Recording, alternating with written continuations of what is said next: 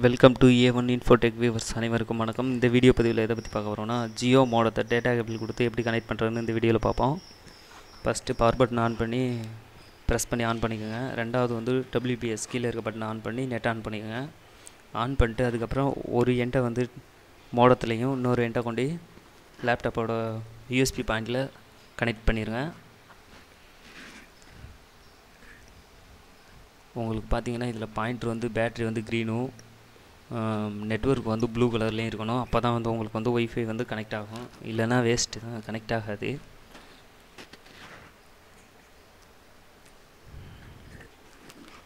Wait பண்ணுங்கள், ஒரு வாட்டி ரிப்ரெஸ் பண்ணிக்கோங்க. இல்லைனா அந்த நெட்வொர்க் பாயிண்ட்டை ஒரு வாட்டி டச் பண்ணி ஓப்பன் பண்ணிட்டு ரிட்டன் பேக் வந்துட்டு ரீப்ரெஸ் பண்ணிக்கோங்க.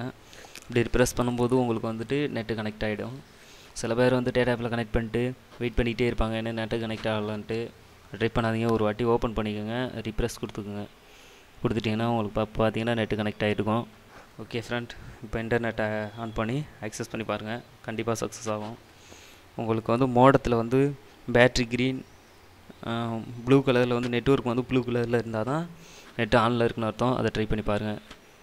தேங்க்யூ ஃப்ரெண்ட், தேங்க்யூ ஃபார் வாட்சிங்.